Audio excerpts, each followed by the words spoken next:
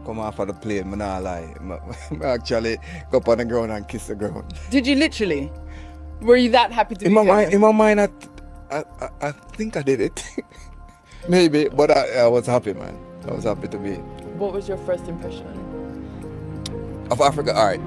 I've always been interested in Africa, and so coming here, you know, it felt like home. Really? Yeah, it felt like home. I don't know.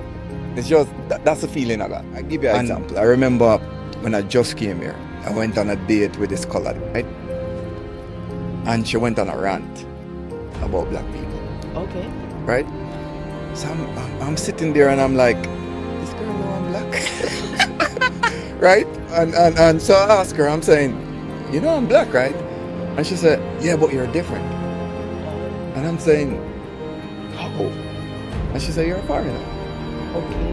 I'm saying, okay, so because I'm a black foreigner, I'm different. You know, so alright, cool. What is the perception of Jamaicans here? As I said, they know a lot about the music, right? Bob Marley, the whole work, because during apartheid, reggae music was used to help. Funnily, reggae music was banned here. Was it? During apartheid. Because they didn't want because the unification. Because it was liberation music. Right. The message. You understand? No. But here, they seem to have an awareness for reggae, obviously. I met a lady yesterday. She was very excited. She goes, you're the first Jamaican that I've met in real life. Oh, really? Yeah. A lot. I get a lot. She's like, I've a lot of Jamaicans online. I've seen things on it, but I've never met one in person. I get that. I was so super excited. What is an experience that happened to you since you've been here that you would never seen coming? Getting arrested. Getting arrested. I was going to jail. Did you have to actually go to jail? Yeah. What happened? So you come here, you're living your best life, and then you become a dad. Oh yeah, you know. I mean, as you say, you know, tell your kids that you're Jamaican. Yes.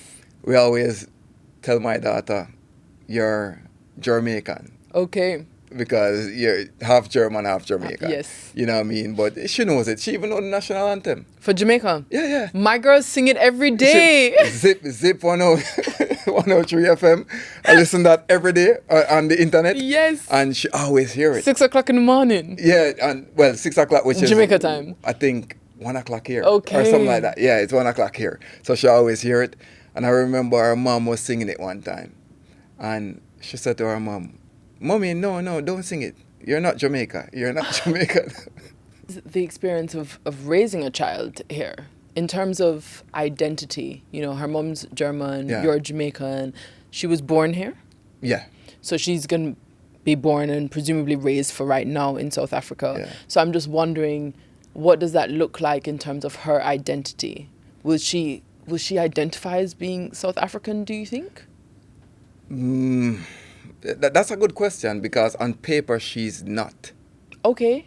Yeah. She's not South African on paper. No. How does it work? So if you're born here, you're not automatically... No, if none of your parents are South Africans, then technically you were just born here. Okay. Yeah. So we had to go through the whole process to get residency for her. For her, okay. You know what I mean? And all of that. So Is she in school? She's school age? She's 4 now. Okay, so she's about she's to still go. at home. You know what I mean? Yeah. And in terms of, there's always people's different approach in terms of schooling, right? Yeah. Like you have some people who are strictly international schools. You have other people who, wherever they live, they want their child to be in that local community. Area. Do you know, or is it too soon? Have you guys thought about? Probably homeschooling. Okay. That's what I'm thinking. Yeah. We're leading, because our mom wants that as well. Okay. She's leaning towards that, you know, going to Bali, them and live them life and do some yoga and teach her. Why do you say it like that? I just came from Bali. I love it. And I wasn't doing any yoga. But that's the vibe there, you know what I mean? Especially from them Europeans, you know, them go there and them Zen and them all kind of... Oh my, I did zero yoga, okay? But I do agree that the energy. Yeah. Have you been? No. I love the energy. To I've me, it's heard, the only I've place heard. after Jamaica that makes me feel good for just existing. Really? Yeah. I'm definitely, I'll go there. I'll definitely go there. one of my boys went there and I said, bro, you need to. You know what I mean? Yeah. From Australia, because it's a stone throw away from Yes. Australia. Yeah. You know what I mean? I said, bro, you need to go. I'm saying, yeah, man.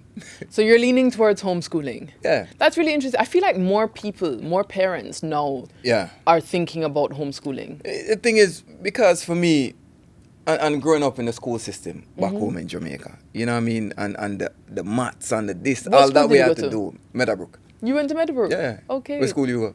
Hillel. Hillel? Fancy, fancy. Uptown. People, it's so fun. Again, you talk about Uptown. I used to have people come to the restaurant, and the whole reason why I got into the restaurant business was to basically have an outlet to showcase Jamaica, right? Yeah. And to really challenge people's ideas of Jamaica. And so it's only Jamaicans that understand Uptown. So somebody comes and they're like, oh, so you're Uptown. And I feel like there's this weird age of people like denying that they're Uptown. So they're like trying more to... street, more Yeah. more credibility if Right? you come from. Yeah. And I I'm get just that. like, no, I'm Uptown. Yeah, Yeah. man, all day, That's right there. yeah, that's it. And it's funny because, again, maybe as human beings, we're just never satisfied with like True. where we are. So we're always True. trying to be something else. Because I remember in New York, there was this girl, she was from Mandeville. She, back in the day, would have been white passing, right? She was pale. And not Mandeville. She's from Mandeville. So then she is at my housewarming and we're like around Americans and stuff. And she makes a statement. She's like, no, I don't know how to speak patois. Wait, she's Jamaican? Born and raised. You just reached New York, right? The other day in your adulthood. Wow. And you're telling these people that you She don't don't know if I speak patois. So I said to her, my girl, my accent is so confused, right? It's so messed up. And I would never pretend that I don't understand or Exactly. speak patois. Like, what? But for her, it was, oh no, patois is beneath me, Yeah, right? yeah, And it's being degrading. yes. And being in New York was an opportunity to like reinvent herself, right? Because no one there knows her. Well, I knew her, but nobody else knew her. So she was able to kind of be whoever she wanted to. And so when I challenged her on this idea, because I don't believe it is possible to grow up in Jamaica. I don't care how uptown and you not are. be able to It is even impossible. understand patois. It is impossible, right? And so when I challenged her, she said, oh, well, you know, my dad didn't allow us to speak patois in our house. So wait, which part of your father come from? And so I'm just wondering, are there things that you have seen in yourself that you, because you speak about still growing, still learning, that you want to be better at for your child? Trying to teach her life. All right. She is at a stage where she noticed a difference between what her mom looked like and her dad looked like. Sure. You understand? And like her hair is curly, Right. It's curly. And she always said, I want straight hair. Okay. Like mommy. And I'm saying, no, your hair is beautiful. Right. Your hair is beautiful. So, you know, trying to tell her and trying to get her mom to say, yeah, we want your hair. We want your hair. We wish we had your hair because your hair is beautiful. Everybody likes your hair and them things. You know what I mean? So, trying to get her to love herself. And I have to show her that through me, as in loving myself. Right. You get what I'm saying? Yeah. And then, you know, it will be passed down to her. You know what I mean? Love yourself. Daddy loves himself. And once daddy loves himself, daddy can love everybody else. You know what I mean? Yeah. And for me, I've come to terms where I've accepted who I am. There are certain things that back in the day where people would you know, try to say, yo, come do this, come do that, blah, blah, this and that. And I'll say, you know, be forced, kind of be forced. You know what I mean? Or what them call it in Jamaica, people boot you. You know what I mean? For do things and them things there. And no, for me, it's a no. Okay. Immediately. If it don't suit me, I don't even think twice. So before, would you say that you were more people-pleasing? Yeah. Okay. Yeah. You know what I mean? People will say, yo, this and I'm sorry, I roll. You know what I mean? And no, I'm like, yo, I'm not up on that, dog. But enjoy. You see me, I say?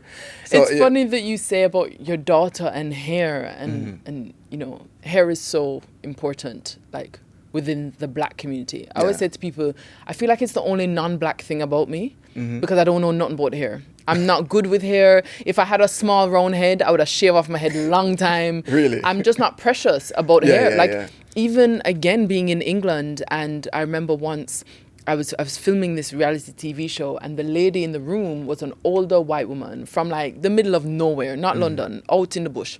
And I could see her watching me whilst I was combing my hair. And I said to her, babes, you want to touch my hair? Because she was like preening the hair hard, right? And she goes, oh, no, I couldn't. I was like, babe, it's a safe space. You want to. Just go for it, right? Yeah. Like, just go for it. And she was like, oh my gosh, it's so soft. I said, what did you think it was going to be? And she goes, I don't know. And the reason I shared this is because, again, I think that's like the Jamaican-ness in the sense that I think black British people are fighting for so many other things that it then becomes yet another thing that they're being othered. Whereas for me, it was just like, yo, it's hair on my head. You clearly haven't touched it. Go on. The thing is, like, here is identity, man. Even here in South Africa, you have students who are being banned from coming to school for wearing afro. Yeah. In Africa. How mad. Imagine that. Yeah. You can't even be yourself in your own country. Yeah. It's a bit deep. Yeah. Did you meet your partner here? You met in South Africa? Yeah, Facebook, you know. You met her on Facebook? Yeah, she run into my DMs, man. You know what I mean? No, I'm joking. No. I accidentally fell into her DMs. And then, was she also in the industry, in modeling? No. Okay, but she was living here? Yeah. Okay, so she was living here before you? She had just moved here a year before. Okay. When I met her, yeah. And we always hear that raising mixed children, children with mixed heritage, that it seems to be a very different experience when the mother is black versus the father, right? And so again, when you spoke about hair and saying that her mom needs to also encourage her, do you think, and this is quite timely in the sense that I saw this interview recently where a lady said that she's black and white women were coming to her with black children and they would attribute their negative behavior to maybe it's the dad's side. And it wasn't necessarily a cognizant thing, right? So a mother would come to this lady for advice about parenting and say, you know, for example, oh, he's really aggressive or he's really loud and rambunctious. And I'm just wondering, is that like a cultural thing to do with his dad? Or he's not focused, you know, is that... And the point is, all of the negative attributes, she was saying it must come from the dad's side, right? It must come from the black gene.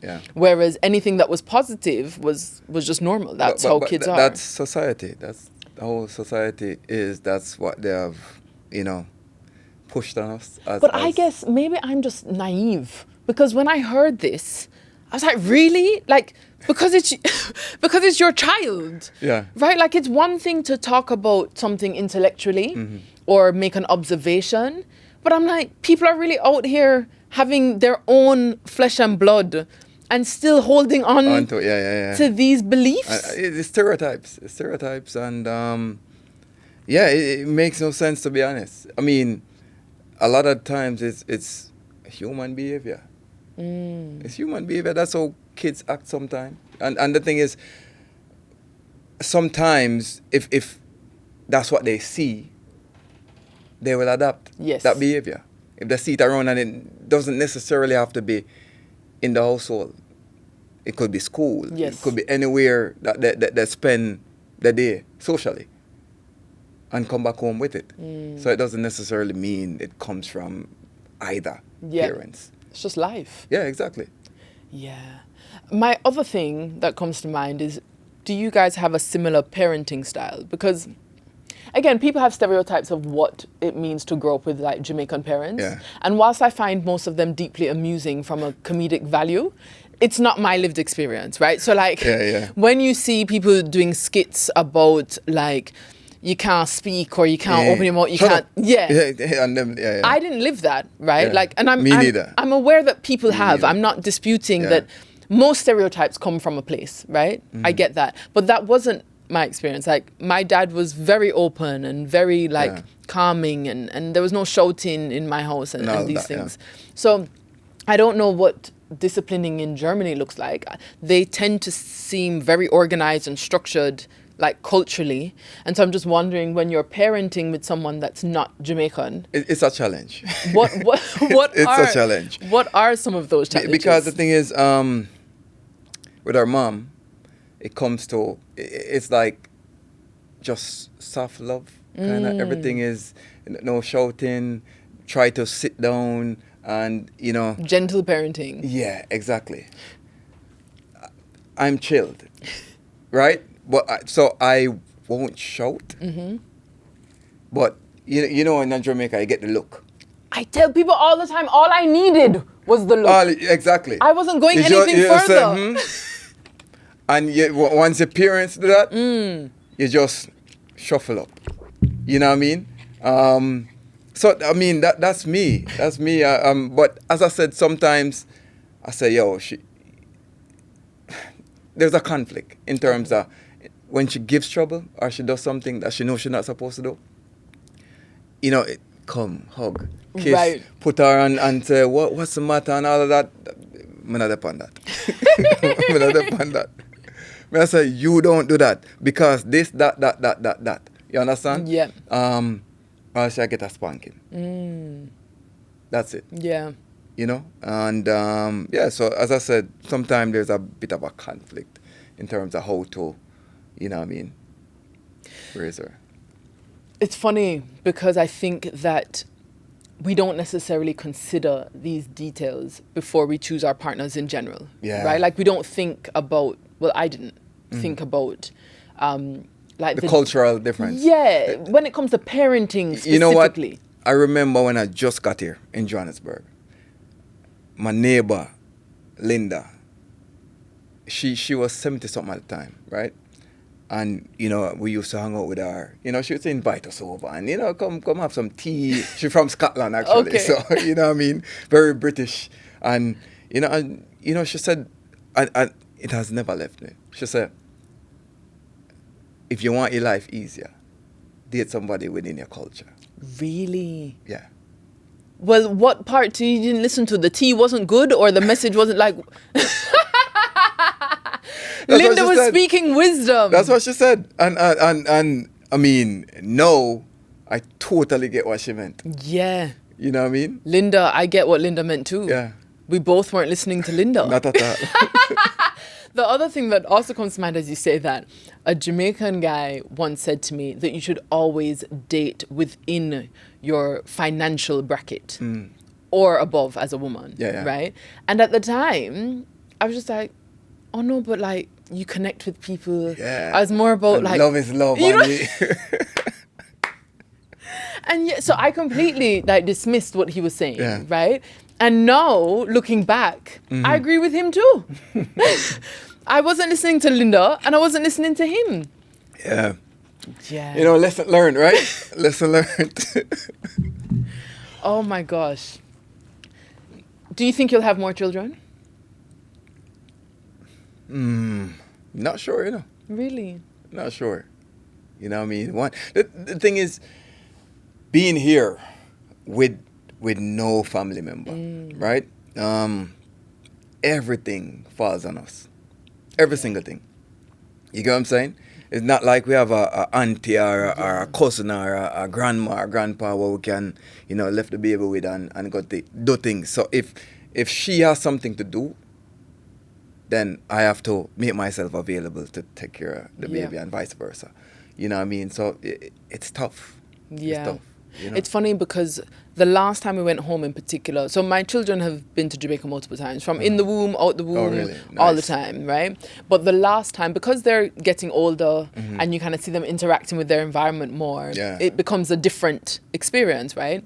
And I took them to my dad's office, recording the podcast. It's the only country that I don't need to get a nanny, right? Oh, because nice. Yeah, you have exactly. people, and it's There- not there even you blood go. family. So you know how it is. Exactly. You know what I mean? Yeah. And it's not that they're my necessarily all my blood relatives at all, but it's family. You Yeah. know what I mean? And so I dropped my daughters to my dad's office. And the lady who has been like helping around the office, helping us just do everything. She does everything, you know, big and small. And she has been in my life from I was a child. Okay. And now So you grew up with, you know her, so you trust her. everything. Trust, that's a part, the trust But part. also trust to respect my wishes, right? That too. Because I'm That very too. particular in certain Yeah. things that I do, and not everybody agrees, but everybody who is around my Yeah, yeah. children will respect that this is the April way. Yeah. And that's all I ask for, Yeah. right? And seeing her, like seeing Miss Gloria get mangoes for my children, there is, I can't describe the experience knowing that I've grown up with Yeah. Miss Gloria and now watching this same And lady. she probably gave you mangoes. Literally. And no, me no get no mango, you know. No, all the No, mangoes for the of course. picnic. No, nothing for you. And watching that, it's an experience that I can't even really describe. Yeah. It is so heartwarming. It's just a full circle, man. Like literally. Full circle. And you know that like the people that looked after you and now get to look after your children, they Yeah. do so with an immense sense of pride, right? Yep. It's not about jobs, it's not about titles, it's Yeah. like about this feeling. And I do think, whilst I always knew that I wanted to go back home, seeing that play out in their lives was just confirmation Yeah, yeah. that I need them to experience like this level. And you talk about confidence. I think, you know, we've been spending a lot of time in Southeast Asia where they really have a positive attitude to children, right? They adore children in a Yeah. way that is beautiful. But nothing quite hits the same as being in Jamaica. Like Yeah. people Yeah, I are, get- the yeah, security I know, guard man. is I playing know with that. them. I know that, You know, it's yeah. just, it's just a crazy experience. You see man, like tough man, ready. Yeah. But then in front of them, you know, he goes to the Celine Dion version of himself, which I still will never understand, by the way. But Selena, my artist, you know. Yo, them black and white party there, Jamaica. All white party. oh my gosh. Yeah, man, a bass Celine. But it's a really, it's a beautiful thing Yeah. for your child to be seen Yeah. in every which way. Yeah, You know, I agree 100. Were there any times during your experience here that you thought about going back to Jamaica? Yeah. I'll never forget, one day I was walking this was Greenpoint. And I don't know if you know about the wind here, No. how strong it gets sometimes. Literally, the wind was pushing me back. Physically like, moving. I'm fighting, yeah, and it was pushing me back. And sometimes some people hold on to things when it gets really windy. Right? What, I'm going blow away? It will push them back. Yeah, I mean, you can go on YouTube and you can see videos, Of right? people. Of people being blown to the ground, right? And I remember I was walking and I was so upset and fed up of the wind. I'm saying, I'm tired of this shit. I'm tired of this. I want to leave. And then you're still here. And then, yeah, the wind died down a few hours later. And, you know what I mean? We'll go out and, yeah. But that was the one moment I said, man, I can't deal with this. Yeah. What is the best thing and the worst thing about living here? The best thing, I mean, it's the best of both worlds, you can say. It's Western. Okay. Infrastructure-wise, it's up there. Like I always tell people, first world infrastructure with a bit of third world mentality. Okay. You know what I mean? So a bit of first world and a bit of third world, what we used to from Jamaica, Yes. streets and all that. So yeah, that's pretty much what it is, you know? And the challenges of living in South Africa or Cape Town specifically? Challenges, as you mentioned, especially Cape Townians, a lot of them are not that friendly. Okay. Yeah. Why as did you choose experience Cape it. Town over Joburg? Because nature. Okay. Yeah, nature. Because you needed to be Yeah, with- by with the sea, the mountain, all of that. And the thing is, there's more to do here. in terms of just socially? Just because of nature. Okay. So you can do what you do in Johannesburg, like, you know, the house parties, Right. the But then you lounges, get all this the and that. extras. Exactly. With here, Okay. you can go for a run on the promenade, you can live your best life. Right. You know what I mean? And what other African countries have you visited? Namibia, love it. Love Yeah? it. Yeah. I know nothing. Tell me, what's Namibia like? It's a huge country. So, history, it was colonized by Germany. Okay. Right? And then after the Second World War, when Germany lost, the UN gave it to South Africa, apartheid South Africa. Mm-hmm. So they got independence from apartheid South Africa, which was Right. 1990. Big country, huge country, 2 million people. So sparsely populated. I thought you were going to come with some big numbers. 2 million people. Lot of desert. Kalahari Desert. Okay. Geography is not my strong suit. Yeah, that I think that's the oldest desert Okay. in the world. It's there. The country got its name, Namibia, from the Namib Desert. Right. So, lot of desert. Where the dunes meet the ocean. Okay. Beautiful, stunning country. Beautiful, and it's very similar to South Africa because it was colonized by Right. South Africa. So all the stores and all of that, very familiar because they're all there. All there. You know what I mean? But if I had to leave South Africa, I could see myself going to Namibia. To live? Yeah. Oh, really? I thought you were going to say it was too, quiet. I like that. Okay. The all I've gotten is the more I appreciate that. Yeah. You It's know what I funny mean? that you say this because I used to always say that I have to live in a city, right? Like I have to have city I life. used to think that way as well. And, I've lived in New York, London, Yeah. I've done cities, I get it. And then more so in the last 2 years, Mm. I'm just like, I don't think I want to do city life. Even I'm spending over it. Yeah. spending so much time, whether it's in Bali or Mm. other places, and coming back to a city. So Indonesia has strong drug laws, which Yeah, I is know relevant that, because yeah. you don't see people drugged out on the street. Yeah. Right? Because of the law. Yeah. So I come off the plane and I said to my sister, I know this might sound silly, but seeing a crackhead, and let's be honest, crackheads are universal, right? Mm-hmm. It doesn't matter where you are in the world, it's a universal appearance. And it was Yeah. so jarring to me. I was just like, what is going on? Seeing the traffic is in Bali, so that doesn't count. Although it's Oh, yeah? Yeah, it's island vibes, but the traffic is city. Okay. Even my girls are like, the Bali traffic is terrible. It's terrible. But in terms of, even the dirt is different Oh, in really? city. I just find that countryside dirt feels more organic. Yeah. You Yeah, know, it is. It just It is. feels more like It dirt, is, yeah. rather than graffiti and nasty. You feel the difference between dirty and nasty. Yeah. Right? Yeah, no, City I get that. life is nasty. Even the smells. Oh yeah. I'm just like- Definitely. And it was so jarring to me because I even- hadn't been in city life for so long. Even in Paris. Oh, what do you mean city even in of Paris? love. Especially the Paris. city, the smell. First of all, the city of love is the biggest marketing hoax of the world. All lies. And I give it All credit, lies. by the way. Yeah. Two things that I think Paris has done particularly well, or French have done particularly Yeah. well at lying to us about, is Paris being the city of love, Yeah. and also this idea that French cuisine is It's the the haute, top the tier creme and, de la yeah, the creme, best, yeah. right? Don't get me wrong, the patisserie babes, we can get down on the desserts, right? They can take that crown. But the food, Yeah. It's all I mean, I like it, all right, right? yeah. Give me, duck à l'orange. Give me, croque monsieur. I'm all for Have I had cheeses. better? Yeah, I've had better. But that's my Exactly, point. yeah. And don't get me wrong, I love butter. So me and the French and I, we can relate. But this whole city of love thing, I'm like, Yeah. when I get there, it stinks. Yeah. And here's the thing, which they've done beautifully with the marketing, is that people bring their love.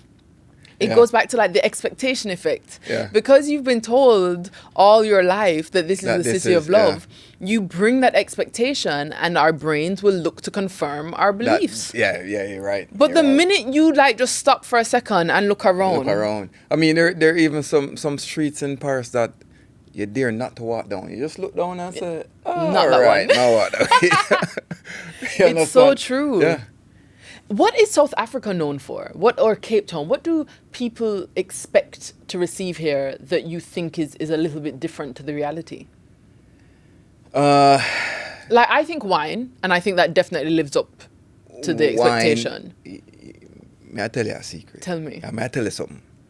And people say, you've been here 15 years. You should do better. You don't know nothing about wine? No. You don't drink? Every single white wine tastes the same to me. No! Every single red wine tastes the same to me. So you do drink, you just don't care for... Yeah, you know, people say, oh, you smell this kind of grape and that kind, and the blend and this. I say, where you talk about that? It's alcohol. Yeah, wine.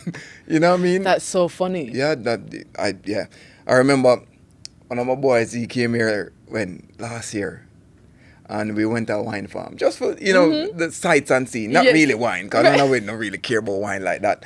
And we at a table, and, they have the wine out, for taste and trying them things. And my boy had a Red Bull.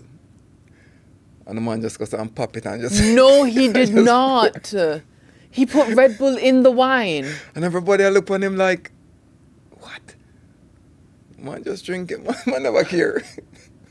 Oh my God. And I share the same sentiment. I would have died. You know? But the thing is, biltong.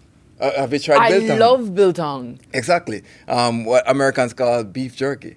Is that what they call beef jerky? I didn't even know. I've never had beef jerky. I think America, it kind of more chemical on the chemical side. And maybe that's why I've not tried it. That. Where here, it's raw meat that they put to dry. Yes. You know what I mean? I really love biltong. Yeah, it's nice. And anything that's chili. Like. But the first time I came here, people were giving biltong to me, and I'm saying, no. Just the idea of the meat not being meat. cooked. Okay. Yeah, I was like, no. It took me a while to get over that, to start eating it. How are you with sushi?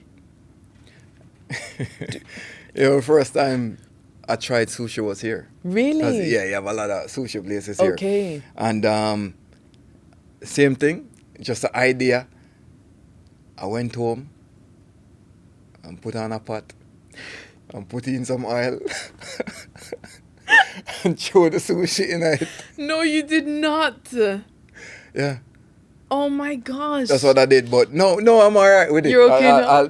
I'll go to the restaurant and order sushi and eat it. But it's fun about fish, because I went to the supermarket in Stellenbosch, and there was so much meat, right? So I saw like meat everywhere, and then I saw a fish counter, and it had one type of fish on it. So I thought that it was a promotion. You know, when people are pushing like one product? Yeah. So I go to the lady who works at the supermarket, and I'm like, so sorry to bother you. Could you tell me where the fish is? Like where the fish section? That's it. That's what she said. This one table. What fish it was? I don't even know what a fish was. Yellowtail or one of them? I was so confused that I didn't even buy the fish in the end, because I was like, what? There's only one fish? She said yes. And so I said to people, do people not eat fish here? And people were saying to me, at restaurants, they're more likely to order it, but they're not likely to buy it at the supermarket and cook at home. Yeah. And I eat everything, right? So it's not that I'm anti-meat, Yeah. but certain countries make me cognizant of meat, and South Africa is one of those places. South Africans, they love meat, man. South Africans, they love meat. There's meat, everything. But even like the veg area in this particular supermarket was disproportionate to the meat. It's probably because it's Stellenbosch, man. Because if you come this side, you have different kind of fish. You have octopus, you have squid, you have everything what you want. So it's just out there. Vegetable, it's probably Stellenbosch. Honestly. It's probably the inland kind of, as I said, the bush. I was shocked how much meat there was. Yeah, they love the meat, man. I mean, you can't be vegan here. Even antelope. Okay, I haven't had antelope. Have you had antelope? Yeah, springbok, which is something I can't get either, because it's their national, what do you call it, animal? The rugby team is called a springbok, but you still But you eating it. Respect the animal, man. I still eat it, but I've tried kudu, which is, I think that's the second biggest antelope. Huge. Beautiful animal. It's stunning. Yeah. And I've never eaten it either. Eland, which is the biggest of the antelope. Huge, massive muscle. It just tastes beefy? It tastes very wild. It's gamey. It tastes wild. It's like, it's game. It's game meat. So is there anything you wouldn't try? I've been offered, when I was in Botswana, I was offered snake. And you didn't try it? No, I said, brother. Yeah, me all right, you know. You can't try that. Give me chicken. You know what I mean? Certain like reptiles, boy, I don't know. I don't know So about the I've reptiles. had alligator in Miami. Oh, it is. I really enjoyed it. So I'm imagining it is like fishy or chicken. so. So the texture was seafoody Okay. from a textural perspective. From a taste perspective, I wouldn't say chickeny. Right? But then it's like people say that frogs taste like chicken. And I've never tried that either. I don't think it tastes like chicken. I think people just say everything tastes like chicken because they don't have the words to describe and what it because actually that's what tastes most like. of us eat or know. Yeah, I think alligator is leaning more texturally to like langoustine, kind of big shrimpy texture okay. vibe. I feel like I would try most things. I've tried ostrich. Okay, yes, I've had You ostrich. tried Yeah. That's, and it's red meat. A lot of people don't even know that. Yeah. It's red meat. Yeah, I think the only thing I couldn't try is like some kind of bush rat business. That just doesn't appeal to me. That. Yeah, I don't think I could do. So which country have them think that can bush rat or them eat? So I think in it's Nigeria, even here in Africa. Yeah, you're right. Because my you're dad right, was in Africa, Nigeria and was, and I think also if it looks ratty, like if it looks like, like a rodent. yeah, I don't think, and it's no disrespect. Because mentally you think of rats not being clean. I have a genuine phobia for rats. Genuine phobia. Like there was one on my leg once. And since then, I'd fallen asleep and I woke up and the thing was on my leg. And since then, it's just game over for me. Wow. Like even if it's in a movie, I can't watch. You have to tell me it's safe to open up your eyes. So you never used to watch Ninja Turtle with Splinter and them? No. I'm not doing anything that is even like animated rat is just not, or mouse is not for me. So I don't think I could eat that. But we were in Cambodia recently and we ate tarantulas. Oh, really? I thoroughly enjoyed them. They were spicy. Big ones? Yeah, massive. Really? Yeah, spicy, crunchy, and like. I mean, good protein. Right, my kids are all about the texture, Yeah, so good protein. they love that. We had crickets. Them call them coconut cricket because they're just massive. What's the name of it? I can't remember the name, but the worms that they eat here. They eat worms here. I don't know about the worms. What? No, in Africa here, yeah, like I can't remember the name, but some other worms, right? Yeah, they eat that. They eat that. I Like- think my daughter tried it. So what does it look like? It looks sluggy. It looked, black, or and then, yeah, I've not You've not been tried it? No, hell no. You wouldn't try it. No. Why? Why? You know what? When I go to a restaurant I don't know, Right. or food that I'm not used to, I play it safe. Chicken. Give me burger, or give me pizza. You can't mess that up. What happens when you go to a restaurant can't that mess doesn't that up. have a burger or pizza? You just have chicken. Yeah. You're Jamaican. Yeah, I mean, chicken, listen, grew up on chicken are the go-to, man. You're definitely Jamaican. Yeah. I might have doubted it with your timing because you're so early. But no, I don't know what it is about Jamaicans. Just don't like to try people's food. Yeah, you know what?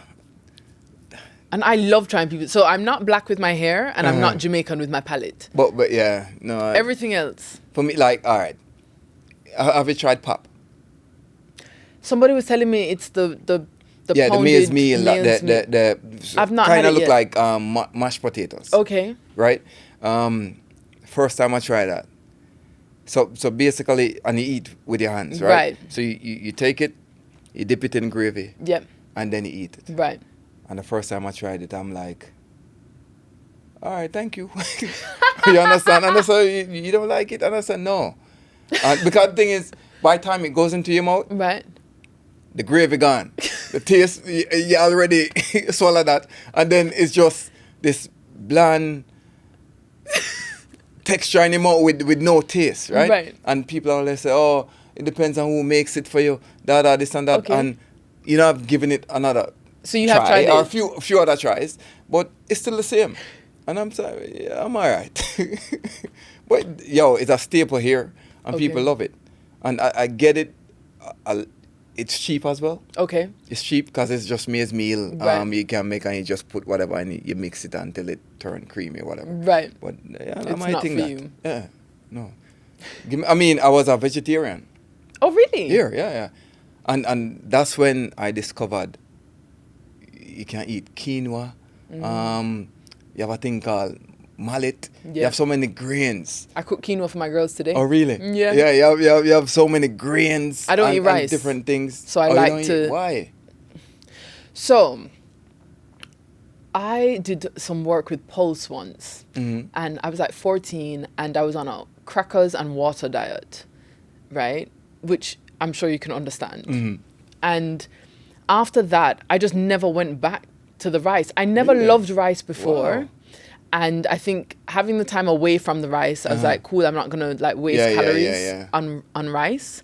But if you're cooking and like you cook rice and peas, like I love the smell of the coconut milk. Okay, I just yeah, love yeah. it. And if you're cooking, I'll eat it. Yeah, okay, Right? I get Going you. to Southeast you, Asia, you're not gonna cook it yourself. I'm not. Yeah. And like, again, you cannot be out in those streets and not eat rice. Rice comes with every meal, Yeah. and I will like In do my Asia. best. Yeah, Yeah. man, I'll do my best to explain to people I just want veg. But there are times where you're just like, Lord God, let me just yam the rice, yeah, because it's there. So, but rice is not my thing. So I do love like other Yeah. grains. But I'm interested how it is being vegetarian here because they love meat so much. I mean, all right. So like Cape Town, you have vegan restaurants. Oh, man. yeah? You have vegan So you can restaurants. survive? Or you have vegan menu okay, and all of that. So you can survive here. Right. You know what I mean? why did you stop? Serbia. Serbia? Serbia don't believe in a vegetable, none at all. What? Serbia, yo. Cause Madame, she's half Serbian. Okay. Right? So we go to Serbia a few times, and you know what I mean? Like Serbia, you go in a supermarket, as you talk about Stellenbosch, Right. I know limited the vegetables were and all of that in the supermarket. It was even more. In Serbia, tomato, carrot, cabbage. You might find a one onion, but that's about, trust me. You had to adapt, man, and eat meat because they love Otherwise, meat in you're not Serbia. eating. Yeah, because even her aunt used to ask, so what you guys eat? You know what I mean? Because we never used to eat meat. Oh, you know, wow. I remember I was in Botswana, and me and one of my boys, and we go to this restaurant and thing, and the man order chicken, and because it's all meat. Right. Africa. I mean, I know if I something with Africa, but I just meat straight, right? And I go, and I tell the girl I don't eat meat, so I ask her what I What's can eat. available? And the girl looked at me like my alien. She said, what? You do? Why? And you know what I order? Fries and baked bean. Literally. Literally, fries and baked bean. That Not sounds that so me good. eat. Because that's all they had that never involved meat. Wow. Yeah. And you sure said the beans never have like a meat in the aisle? No, man, I get it from the can. Okay. Fresh. It's like when people come to Jamaica and them have stew peas Yeah. and they expect it to just be peas, No. right? Like a pigtail. Literally, I've seen so many people have this experience that they Really? think they're ordering a vegetarian dish Dish, yeah. and they are mortified. I mean, yeah, I don't know. I've learned to cook that as well. Okay. Here. And I cook rice a lot. Yeah. I love rice, man. I'll eat rice every day. I have a friend, as long as the gravy is good, Yeah. he'll yam just rice and gravy. Well, my daughter, Papa, every day you cook rice. I'm tired of it. Is she? That's how I feel about chicken foot soup. Oh, really? I can't eat it anymore. Chicken foot? You've never had I've chicken foot? never had chicken foot. So my helper used to always make chicken foot soup, and I used to love it when I was younger. And Yeah? I think I ate it so much, it now looks like baby's hands. Or even brown stew, chicken foot, all of them. Yeah. I've never had it. Really? Never. You don't eat? Do you eat pig's tail or them? You don't? Yeah, eat them? me eat them things about, like, even, I think them liver. You don't eat liver? Yo, me hate liver. Really? Because as a little youth, me used to get that every day for Okay. breakfast. Every day. I love liver. It and porridge. Me used to get it every day. The moment I became old enough to say no, No. I eat that. Me not look back on that. And it's funny, right? Like, I cook, and I'd like to think that I've had a career in this industry as a chef and restaurateur. So I'd like to think that my food is good. But I can't make liver like Yeah? how, like, proper. Like that beef liver. Yeah. It's just never And as the smell. Oh man. I can eat it all day. And when I go home now, when I was younger, Yeah. you couldn't get me to eat liver. But you couldn't get me to eat lots of like food when I was younger. I never liked ackee and saltfish. Really? Never. You sure you're Jamaican? No, I love ackee and saltfish. Yeah. But the texture. Oh, the ackee. Yeah, man. Yeah. I never like it. I never used to eat oxtail. Never. You know it was what? too gelatinous. Yeah, I'm not a fan of oxtail. Oh, no, per se. no. No, I'm still not a fan. The Really? gravy. Okay. The gravy. But you don't want the meat. When we go like all them restaurant, them cook shop there, and Yeah. fried chicken, Yeah. and rice and peas, oxtail gravy. Gravy. That's it. It's like the last time I was home, I go to this place and them have the board with everything that they have for the day. And I could not for the life of me choose between curry goat and oxtail. I just couldn't. I was like, As in the gravy? no, just which curry goat. I wanted. Okay, and so I okay. said to the lady, what I should have? Should I have curry goat or should I have oxtail? And she starts smiling. She said, you can have both, you know. I said, what? I was like, really? She said, yeah, man, you can have. I said, you have made So my center. day. Like, not to have to choose. Yeah. Yeah. I mean, for me, oxtail, too bony, man. Really? Not a lot of meat, man. Yeah, but you suck the bone. I'm not good at sucking. Oh, really? Is that just oxtail or is that just in general?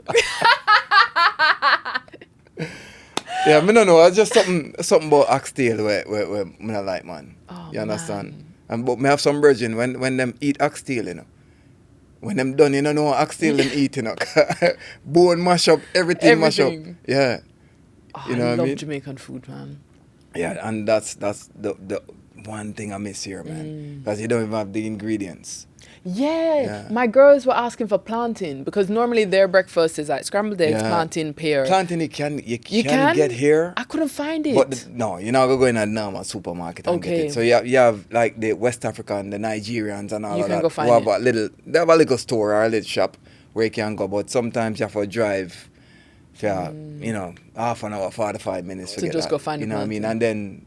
And then, because it comes from that side, Right. you got to pay a premium. Right. You know what I mean? Like sometimes I look on it, like even yam. I not eat yam in years. You get what I'm saying? But sometimes I go and when I look on the yam and I say, is it worth it though? Right. You know what I mean? For the price for them I charge, Yes. you know them are kill you. Yes. I'm saying, it's alright. That's But one of the we things make I potatoes. loved Yeah. about Bali. All of their ingredients are ours. It's Oh, favorite really? ingredients. It's the Because same. it's tropical. Yeah, but Isn't I it? never expected it. It's But not tropical, only yeah. is it ours, it tastes like filled same. pumpkin. Oh, So, really? like, you can get pumpkin in lots Yeah, of yeah, places, yeah, but yeah. it doesn't taste like it came from the soil of Jamaica. Yeah. The pumpkin in Bali, it has the same sweetness, like that natural, rich flavor Yeah, as yeah. ours. And I don't know how they use plantain. And I've been asking people because In Bali. yeah, because a lot of people are buying it green. And so I'm like, okay, cool. And so when it's yellow, I just get it super cheap because I think for them it's Oh, a them waste try- product. yeah, I Right? get It's that. done. I get that. Whereas for me, that's like prime. I love ripe plantain. Even here so. Like really? green plantain. They don't eat green plantain. They don't. No. Okay. It has to be ripe. It For has to them be to like eat when it. when I tell people that green Yeah. plantain no banana, sorry. Yes. Green banana They can don't eat. That's like no. And I'm like, Okay. yes it can. But yeah, they only sell it when it's yellow in the shop. Yeah. You know? Wow. Yeah, I'm not sure how I feel about like what is South African food? Because yes, I get the braai, I get the barbecue. I recently learned about Cape Malay. Yeah, that's the colored side. Yes. Yeah, the African, Malaysian. Mix. And I found it super interesting, super flavorful. Yeah. For people that don't know like food here, again, because like you said, there's so many restaurants, you can kind of eat any cuisine here. from all over the world. Yeah. How would you describe South African food? You ever heard that shakalaka? I've heard, but I've never had it. Yeah, it's like a mixture of sauce and vegetable and all of that. It's good? Yeah, it's dope and Okay. spicy. As I said, biltong, bonicho. Have you heard of bonicho? That's the curry in a bread? In the bread, yeah. Yeah, but I haven't had it either. I Yeah. feel like I need to eat these things before I leave. Yeah, you need to try, cause when you eat a bonicho there, you go sleep. Really? Yeah. Real food. You go sleep. Well, I mean, the bread, it absorbs all the gravy and the meat and all of that. Yeah. Are there places in Cape Town that you can recommend? Yeah. Okay, Yeah. so I can get my fix. Yeah. We only have a few days, so we have to sort it out. Yeah, man. As in the bunny chow. Yeah. Yeah, man. Book up. Book up. Book up is where the colorful houses are. Okay. Yeah. So that's where I need to go. Muslim community. Yeah. Okay. Okay, I'm gonna make it happen. I've not had any of that. I've had what's the sausage with them all talk about? Borovos? Yes. Borovos. I don't really like them. Yeah, I mean it's something big here, but it's okay. I mean if you go Germany and you try the votes, you know what I mean, or the currywurst or whatever, then you say, yeah, this is sausage. This is sausage. Sausage. I always struggle with that word. Sausage. You want to go Portland and everything is how much sausages you want? Sausages. Oh man, yeah. No, the food I think is cool from a quality perspective. Like when you buy ingredients here, it's really nice. You're right. The ingredients feel good. People always come here and say the food is fresh. Yeah. They like it, you know what I mean? Which is true. It's true. And they pride themselves on that. But, you know, sometimes, like the service. You've just reminded me, I have a review to go and write. Because I don't write reviews, right? Again, being in the restaurant industry, I feel bad to write a review. It has to be really bad for me to write something. And most times, I'll be like, oh, I'm going to write a review. And then you sleep on it. And I'm like, I'm not going to become a keyboard warrior. Whatever. But you've just reminded me that actually I do want to trust me, write it. Because the thing is, like, sometimes you'll go to a restaurant and it will be you on another table. And you order food and it take like 45 minutes. And you say, brother, catch your meat. Like you go catch your animal, the cow and slaughter it and do all of that. Because, I mean, it's just 2 tables. Right. You know? Yeah. And then... But also just a lack of warmth. And then what I found really strange, so we get the bill and the girls always go and ask for the bill. That's their thing. And they pay. Yeah. And the lady comes to the table and she says, how much are you paying? And I was confused because I just thought... She should tip. How much you tipping? But I didn't understand because like I'm used to... First of all, I'm used to service being in there. Yeah, the gratuity inside. Yeah, so I'll pay whatever. And then it was just the way that she demanded this, but you had made zero effort to be hospitable. Customer service lacking. Don't exist here in Cape Town. But also what I find funny, right? So Jamaicans, obviously, we know poor customer service. But our poor customer service feels very deliberate. Yeah. Do you know what I'm saying? Like, if someone is rude to us, them want to be rude, right? Like, it's rude with an extreme... I tell people all the time, Jamaicans are extreme. Yeah. We are either warm or cold. There's no middle. That's it, yeah. So when the people are rude, it is so rude that you're like, cool. It was supposed to be this way. Yeah. Whereas the rudeness here that I find is just indifference. They don't know. You know what I mean? They're not... I remember one time we went to KFC, me and one of my boys, right? And he ordered whatever he wanted to order. And I said to him, ask her to repeat it. Okay. And she repeated. And then we say, good. When the food come, it wasn't. Of course it's a wrong menu. It's a wrong order. Say, yo. And then the thing is, you ask her for pasta straw. It's like you beg her for pasta straw. Make up face, all of that. You know what I mean? I'm saying, but I mean, you should have given us a straw from the get-go. You know, we never there for ask. The fact that we asked says a lot. You know what I mean? Yeah, because even my sister, she came here a few years ago and she picked it up immediately. She said the lack of customer service because she came for a conference here. Okay. And they were talking about, you know, all of that. And yeah, she said, and the hierarchy is aware that that's a problem. Okay. But still nothing has been done. Nothing has been done because I guess it will cost to train. Okay. And they're not seeing where the benefits would come? Exactly. And the thing is, a lot of people just ignore it and just go and you know, until they stop going to certain places. Right. Because it's so bad. Then they won't do anything about it. You know what I mean? Which is sad because, come on, man. You can't make somebody go to your store and feel uncomfortable. You know what I mean? Yeah. What is the perception of Jamaicans here? Like, is there a strong... Because I say this, if you and I had this conversation a year ago, I would presume that everywhere knows Jamaica, right? Yeah. But in Southeast Asia, A lot of people yeah, I'm like, I know. sorry, Jamaica, babes. It's Jamaica. And I'm having to explain. I'm like, Bob Marley? Them say no. A man tell me, say, I said, reggae music? He's like, no, I don't understand. So I was determined, right? I was like, to you let are them know. going You're going to know where to we come something, from. right? Yeah. So I'm starting to play like One Love. The man tell me, say, him don't know young people music. I said, what? Young people? I said, Three Little Birds. I played Three Little Birds. Him said, Everything no. Man said, no. No But comprehend. here, they seem to have an awareness for reggae, Yeah. obviously. I met a lady yesterday. She was very excited. She goes, you're the first Jamaican that I've met in real life. Oh, really? Yeah. I get that a lot. She's like, I've seen Jamaicans online. I've get seen that. things on there, but I've never met one in person. I get and that she a was lot. super excited. Yeah. No, I mean, even, I go Bosnia. I meet this guy. Some come from Jamaica. And him say, Bob Marley.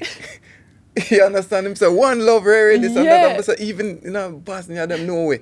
But Asia, I can understand. But here, what the perception they have of Jamaican, men or women? Oh, give me both. All right. The women, they're beautiful. Okay. They're curvy. They have rhythm. They know how to move and all of that. Jamaican men, una dog. Really? Yeah. For some reason, I don't know. We are players.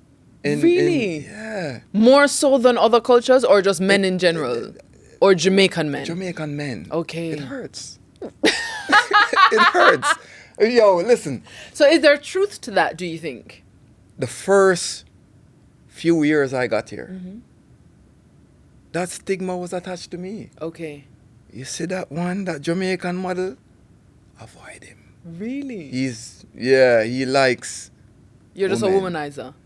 He likes women. You understand? That's what they said. So is it true? But there was no proof. But is it true? There was no proof. But is it true? So, today's a beautiful day, right? Oh my gosh. And as I said, they know a lot about the music, right? Bob Marley, the whole work, because during apartheid, reggae music was used to help. Funnily, reggae music was banned here.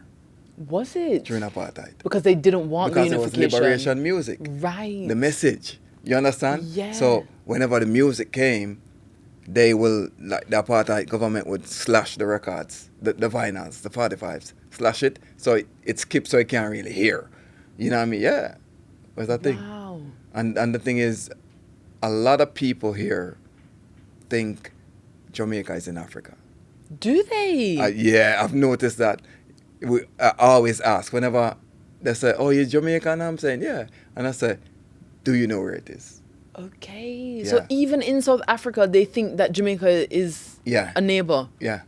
Wow. Yeah. And because it makes sense, because we're very pro-black, pro-African, Rasta movements, and all of that. We always talk about African so repatriation and all of that. So it must. And I'm saying, no, we halfway across the world. You know what I mean? What is the perception of reggae music now? Are there any remnants of the days when it was banned? Are there some people that still... No. Okay. The youths here is straight hip-hop. Okay. Straight hip-hop. Yeah. They're not feeling reggae? Straight hip-hop. Like modern hip-hop? Like, cause like hip-hop, just hip-hop in general. Okay. I mean, Zimbabwe. If you go Zimbabwe, or you meet a Zimbabwe, person from Zimbabwe here, I tell them I come from the Caribbean.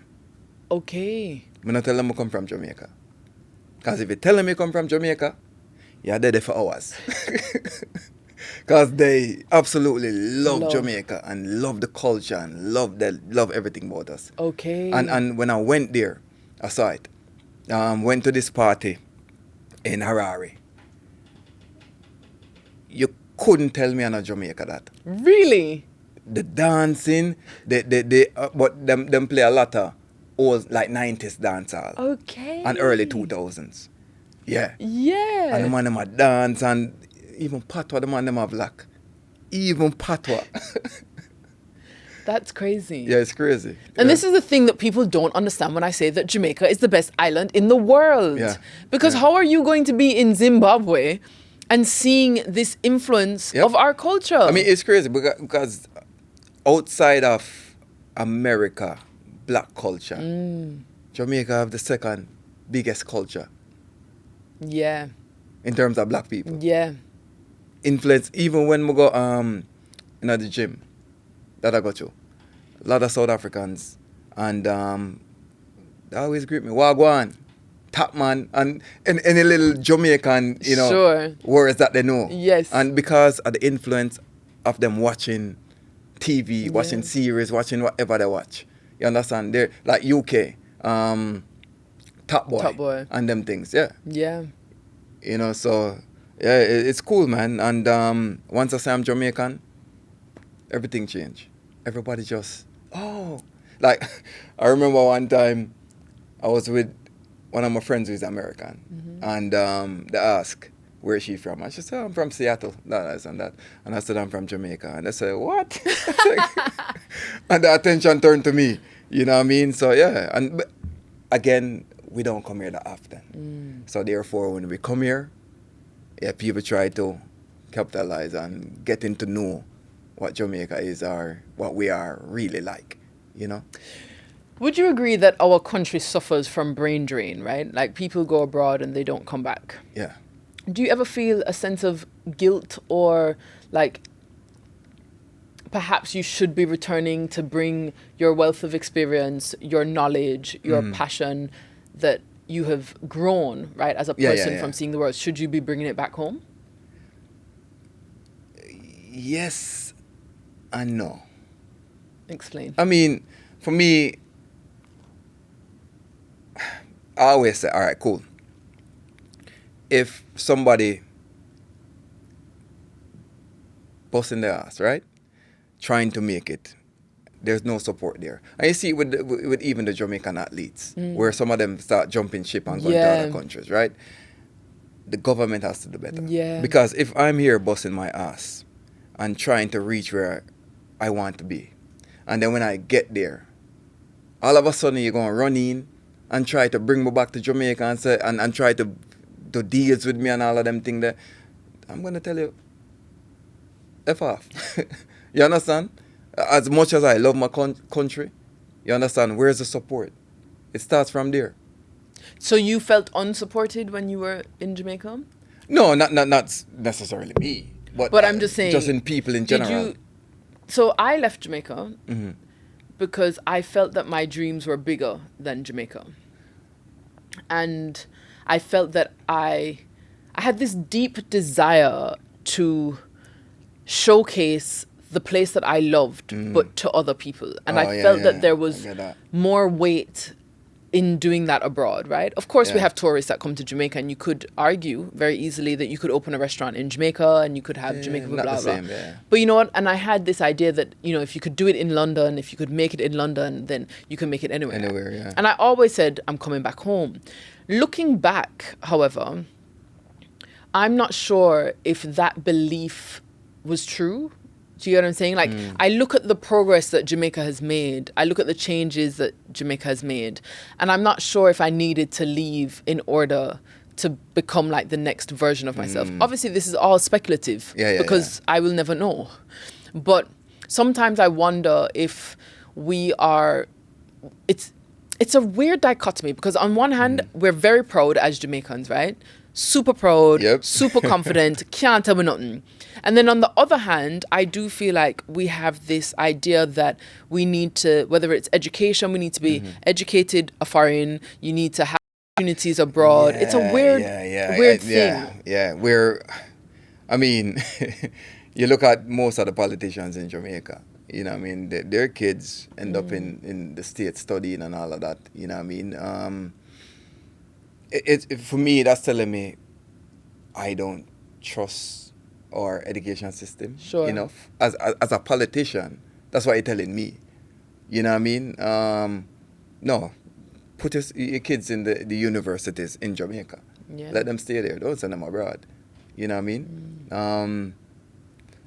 Yeah, it's a weird one, man. But I've tried to, like, with my agency, right? Try to get them. Well, I have. They agreed, right? For us to get, like, go to Jamaica, keep like a talent search, Okay. and find a boy and a girl to bring to South Africa. Okay. To give them modeling experience, but not only modeling experience, just experience of travel and come outside of Jamaica and see the world in a different light. You understand? Have them here for 3 months, whatever. While they model, they can learn about different things, and Yeah. you know what I mean. So they have agreed. So it's for us to get it on the ground, running in Jamaica, so we can go and do all of that. So that's something I want to do, and I want to do it every year. You know what I mean? Where every year we go and get, 2 models, Yep. male and female, to come and experience just the fashion industry, being an international model. You know what I mean? Kind of vibe. Yeah. Do Jamaicans have a good reputation in the fashion industry? I have no clue. No? I have no clue. I mean, models are some. It depends on the individual, man. Okay. It depends on where they come from, and yeah. I just say it's like you hear of quite a few like big success stories, right? And I imagine that if you're leaving Jamaica for the first time to work internationally, Yeah. there's so much culture shock that you could experience Yeah. that sometimes industries like fashion aren't very forgiving, right? Yeah. So you might have a young girl, a young guy, New York for the first time, their first winter, and winter can be depressing. I know. Right? Like I it can, for some people can it's just break the you. weather, It but can for break you, others, your spirit is, like you say, broken. Yeah.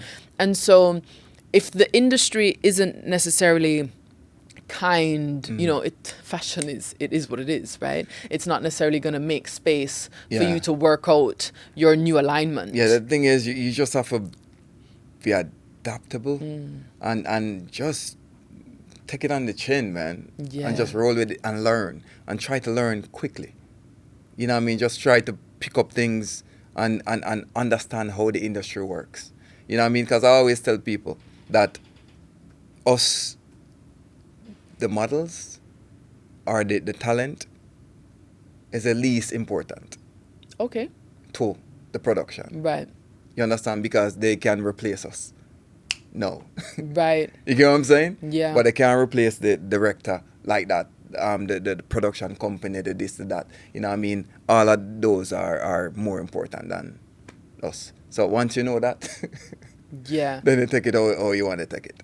You know what I mean? Yeah.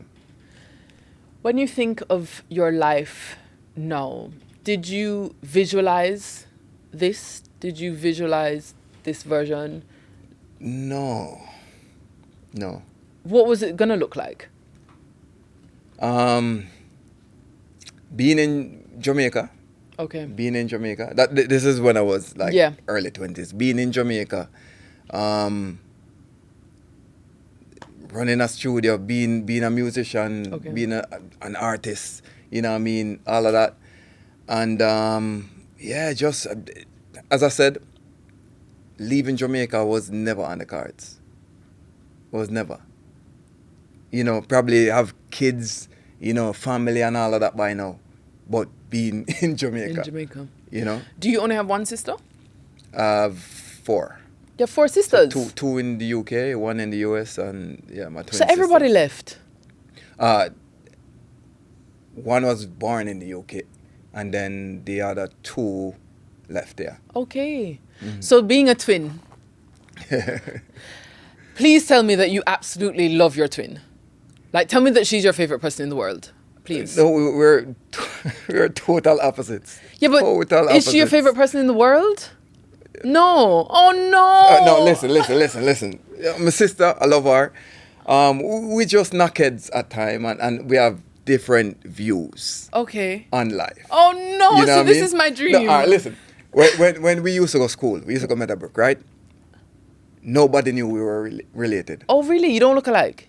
No, we're boy and girl. So yeah, but you can still look alike. No, we call it I know that you're fraternal or fraternal, whatever, yeah? clearly, but So you can still look alike.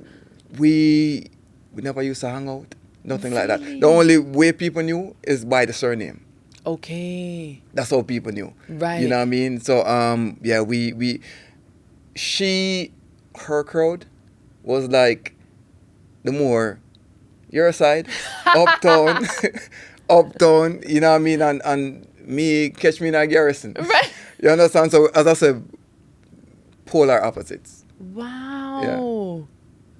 But do you have any sort of like twin magic in adulthood? So like when I say twin magic, a good example. Yesterday I took the girls to their first gymnastics class.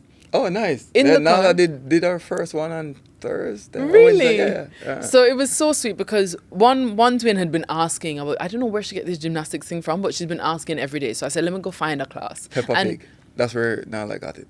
They don't watch TV. They don't know Peppa Pig. Okay. So I don't know where she gets it from. But traveling, one of the disadvantages is that you can't really do extracurricular activities because you're always moving. Yeah. And No stability, yeah. Yeah, and so I messaged I drove an hour and a half to get to this gymnastics class. What? It was the only one that replied to me, honestly. Wow. So anyway, the point is that in the car on the way, like one sister rolled on the other and hurt her finger.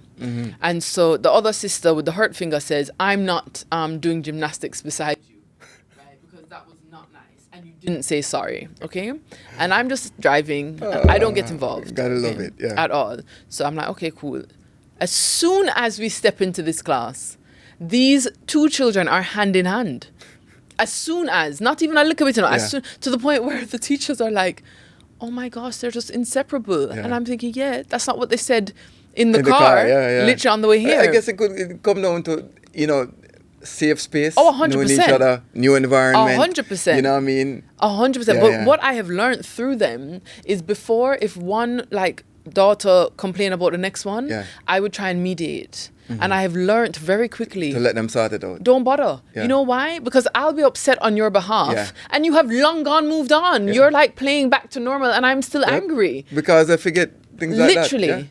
But it's even the way they sleep. They sleep in sync. Yeah. It's just magic. Me and my sister, we used to sleep in the same bed and all of that. And I know the moment I could sleep by myself. The thing is, I couldn't go to bed without her. Really? Yeah. And vice versa. That's so sweet. If I was doing something, she would say, Mommy, let Marlon come to bed. And vice versa. And then we had to go to bed on them things. But, we just different, man. Oh, Pops. We're different.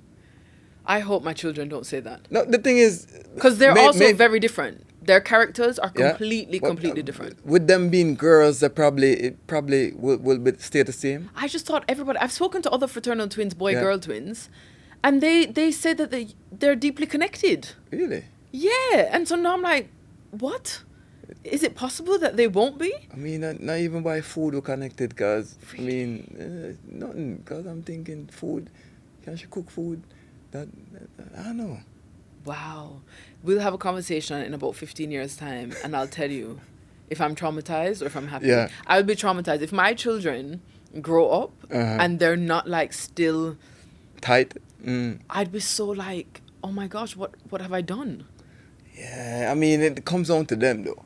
Of course, I have to appreciate that. And you just have to accept it. I can cry to you privately. Yeah, exactly. And pretend to them that it's okay. I guess my mom did that. Cry privately. I know. Because she always say, you guys must live good. You must, you know what I mean? Love your sister and blah, blah. Not saying we don't love each other, but we just love differently. We just love, exactly. She loves here and I love here. You know what I mean? Did that make it easier for you to leave Jamaica? Yeah. Yeah. You know what I mean? Yeah, because once I left, it's like, all right, cool. You know what I mean? It's not like, oh man, I miss my sister, or I miss my, you know what I mean? And the thing is, when I came here with a mission, with a purpose. Right. You understand? So as uncomfortable as it became sometimes, you always have to remember, as I say, when you go UK and them things, you have to remember, why did you I'm get here there? to do something. I'm a see through. You know what I mean? You have to constantly remind yourself, and I know for me, with my daughter being here now, it's even harder to leave. Of now. course. So even if somebody want to leave in the next year or so, It's not happening. Exactly. Yeah. You know what I mean? So, or if move, I want to be close to her. So, move to Europe or whatever, which is Right. something that's not in the cards. Okay. Because her mom don't want that. Okay. Her mom. She's on the yoga Bali retreat. She's not interested in going back Really? to Europe. Yeah. To live. To live. Uh-huh. Is it just like weather, culture? Just culture, politics, Okay. you know what I mean? The all kind of different things. Yeah. What is an experience that happened to you since you've been here that you would never seen coming? Getting arrested. Getting arrested. What were I'm you going to doing? jail. Hmm? Did you have to actually go to jail? Yeah. What happened? All right. So when I just got here, right? We as Jamaicans, we get a 3-month visa. Okay. Right? So, no, 3 months. Basically visa free because we don't need visas to come here. Oh, I didn't know that. Yeah, so you get 3 months, right? And so what I normally did was I would go across to another African country. Okay. To, get a stamp and Yes. come back. And when I this was in Johannesburg. Okay. So when I came to Cape Town, I did it once, right? And I said to my agent in Johannesburg, I'm saying, yo, it's too far Right. to travel all the time to do that. So can you sort out something for me? A work permit, blah, blah, this and that. And she said, yes. She knows somebody who knows somebody. Right. Big red flag. When somebody says, I know somebody who knows somebody. Oh, really? Yeah. Right? So anyway, long story short, got back the work permit, this and that. And I booked a commercial, Okay. TV commercial for Marriott Hotel. Mm-hmm. And it was in Thailand. They were shooting in Thailand. So when I went, to the immigration officer, you're from Jamaica, wear your dreads, typically, you smoke weed, you run fast. Sure. Whatever. You know what I mean? And then she went through my passport and she saw the work permit. And she said, this is fake. And she said, you're going to get arrested. And I said, come on, man, I'm to you about fake. Because for me, I don't know. Right. Right? And she said, this is fake. And then, I said, call my agent. She called her, this and that. I spoke to her. And she said, all right, cool, I'm coming. Right? And she came to the airport, but she never saw me because, of course, by then they took me in for processing and brought me into a different thing. And, funnily, when I was in processing, they showed me how it's fake. Okay. So they Did had it look this, fake they bad? had this thing. No, the color was totally different. I mean, it was a different shade of green, Oh, right? Jesus. Which I wouldn't know because Sure. I would have never seen the original before. So it wasn't even a good-looking fake. As in piece of paper where they must print. Right. And then, because the thing is, normally they look through this thing. And like, if you look in your passport or anything, or if you look at your visa, Right. any visa you have, you'll see ingrained in it, you will see some symbol or whatever. Sure. Right? And they showed me clear as day. Oh, Jesus. Nothing. You understand? And I'll never forget walking across the airport in Johannesburg. Busy airport.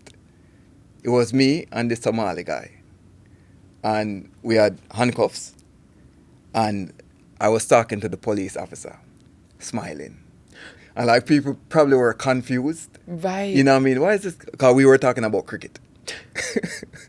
Right? Because in my head, yeah, I'm a bit let out tonight. Okay. You understand? Because it's A misunderstanding. misunderstanding. Very. Right. You know what I mean? And went to the prison, the jail. And they opened the cell. I said, go. And like 17 people on the floor laying down. And I'm like, and then it started hit. So, yo, them serious. So them serious, you know what I mean? And I remember asking the police, and he said to me, I know you're innocent, but it's in your passport. Oh, no. So therefore you're guilty of fraud. Right. Right? And so when I went in, I remember the next morning, I went outside. I found a little corner, and I cried for like a few minutes, right? And I said, all right, cool.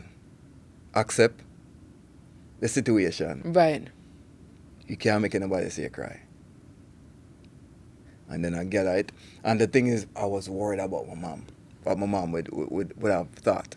So I remember when my agent, she came, and she brought a lawyer, Okay. right? And she called my mom, and I spoke to my mom, and because she already called my mom. And Your mom's in Jamaica at this point. Yeah. Getting a call that her son is been arrested in South Africa. Yeah. So, it was the calmest I've ever heard my mom. Really? The calmest. And if just that made me just, all right, cool. Yeah. You know what I mean? All good. Do we know if she was really feeling calm or she was just I trying don't to know. give you the calm? Maybe she was. Or maybe because she knew before. Okay. She kind of probably Gathered thought herself. about it and Yeah. processed it. You know what I mean? And so went in. The conditions. Are they not the one? No. Rats. Rats. You That- just heard how I feel. Them have this big pot. I was there for a week. You were in jail Yeah. for a week? I was there for a week until I got bail. So when the lawyer came, right? My agent, the one that she brought, Yes. he was telling me to plead guilty. I'm saying, why? I did nothing wrong. Right. You understand? So plead guilty so they will release me and deport me. And I'm saying, I did nothing wrong. So I said to her, tell him to Right. go. You understand? And then there was this other guy, because normally lawyers will come around and try to find new clients. So he Okay. came and I told him the story. And he said, this was Friday. He said, Monday I'll have you out on bail. And I said, really? So I gave him the connection to my agent, and she and him spoke, and then they came here and hearing, got bail the Monday. Was supposed to leave, go straight to the airport in Johannesburg and come back. When I was in prison, I didn't eat anything. For the week. All I drank, and you have 1 and 2 links. You build links, and you have 1 and 2 phone, and in a prison. Right. And you'll have the water them that will, you run them out and them go buy some KFC and this and that. Really? Yeah. And then bring back. But the food there, I never ate. Why? It was horrible. It was bread, tea, like, and you know how I feel about if it's not chicken, I not eat it. You got me, I say? And I remember my girlfriend at the time, she flew up from Cape Town. And she bought 2 burgers. Okay. 2 burgers in a chocolate, a Bible. And she gave the water to give me. Okay. So Did they give it to you? 1 burger I'm getting. But I never knew. It's when I came out and spoke to her, I'm saying, yo. All you sent is 1 burger. Yeah, she said, no, but I gave him 2. I'm saying, well, a 1 I get. You understand? But when I got bail, right? And I was supposed to leave with her and we'll go to the airport and come to Cape Town. Okay. Them call out a list, right? So I said, huh? Anyway, I line up and we're going on one big cage van, right? And we drive for about an hour. And when we reach, I see a gate pull, and I see some man in an orange suit and chain. I said, what is maximum security prison? You're not going there. That's where they brought me.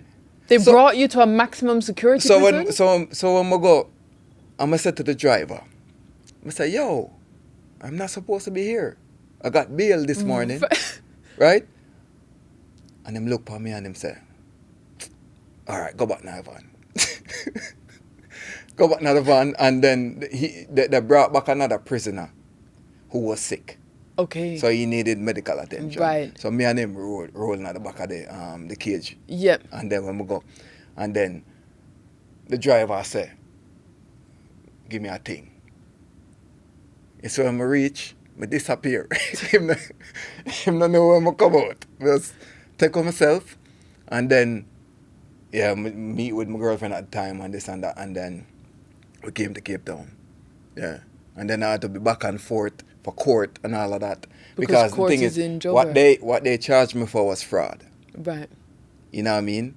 So basically, they could have deported me if they want, but they chose fraud. Okay. So therefore, when the fraud case was thrown out, they still wanted to, because they held on to my passport. So how are you going back and forth without... Johannesburg and Cape Town. Oh, you could... you don't need... It's domestic, okay. right? So they held on to my passport and sending letters to my lawyer that he can get his passport when he comes to Johannesburg and leave with a ticket onwards. Okay. And I'm saying no. And thank goodness I was in the position to be able to afford to fight them. Right. Right? Because I'm saying, you're messing with the wrong one. You understand? Yeah. And so my lawyer sent them a letter saying that you need to give him back his passport. It's a property of him and his country and blah, blah. What you're doing is illegal, blah, blah, this and that. Right? And we got the High Court involved. And when they had the date for them to come to the High Court, because they would have to leave Johannesburg to Cape Town to the High Court because it's here. Okay. The day before, they sent a message. Oh, we have decided to give back Marlon his passport. And I'm like, all of that. Because they wanted to... Xenophobia is real here. Okay. Yeah. So, yeah, that and I, not in my wildest dream, I will say I would ever had been to jail or envision. I'm shocked me you were going there to for a jail. week. Yeah. Wow. Mm-hmm. So when you're in jail, Mm-hmm. that, and correct me if I'm wrong, right? But jail is before some people go to prison. Yeah, so jail. So you can be mixed with jail all is, kinds is of people. near where the court is. Okay. You understand? And all of that. And I remember meeting this guy in there, and I was talking to him, and he's a white guy, and he's, talking about, it's just random things to talk about. You must not do drugs and drugs this and drugs that and blah, blah, this and that. So I said to him, so what are you in here for? Drugs? I'm saying, come on, man. You know what I So mean? people are in there for all kinds of different things. Mm-hmm. And are you able to sleep just from the perspective of, again, maybe I've been influenced by like movies and stuff, but the idea of sleeping in a common area with strangers that I don't know feels very unsettling. Yo, you have to make it work, You can't even think about that. You can't even think about that. And say, oh, I'm not comfortable. I accepted it quickly, and I fit in. You know what I mean? And did it feel like a week, or did it feel like longer? Or did it felt feel longer. Did it? Felt longer because the thing is, we had no sense of time. As in, there was no clock, no watch, no nothing. So the days took forever. Forever. And we had few little magazines where you could read and all of that. And yeah. How big is the space? When you said there's like 17 people. It was almost as big as this room, but a little longer. Okay. You know what I mean? But probably to where that light is right there. So comfortable enough that you can find yeah, a corner. we could have, people on each side. Right. Laying down this And what's way. the energy? As in, like, are people... No, we were friends. I mean, we became friends, you know what I mean? And this and that, we talk to each other, hear each other's story, blah, blah, this and that. And, because even when, I remember when I left and got bail and I came back to Cape Town, one of my boys, he was from Ghana, who was in there, you know what I mean? He said, send me some airtime, as in credit. Right. To the phone, because there was one phone that we had that was hidden. I mean, and when it needed to be charged, then the water would charge it, and you know what I mean. So I'm saying, yo, send some airtime to that, and yeah. I don't think I could do jail, prison, anything of the Yeah, sort. rough, man. And part of the reason I never ate is because there was this one toilet in a corner outside where they had this like curtain that they tie across where it could just, you know what I mean? And it was winter and it was a metal toilet. And when I came in, I'm saying, I'm not using that. I'm not using that. So I purposely never ate. Wow. So I didn't have to go to the bathroom. Yes, I pee in it and all of that, Sure. but I wasn't going to sit on that. You know what I can't mean? squat. Eh? You can't squat. No, man, not. And the thing is, there's no privacy. No privacy. You know what I mean? You do your thing, I'm on outside, I talk. And then, no, I'm all right. Oh my goodness. You know what I mean? So, I mean, but lesson learned. And I think it had to happen for me to end up getting residency here. Okay. Because through all of that, the bright light was me, you know, sorting out my situation Right. and becoming a permanent resident, yeah. Yeah, I mean, I'm glad that you saw the silver lining. But Yeah, damn, I mean, you have to, man. I'm still stuck on the rats.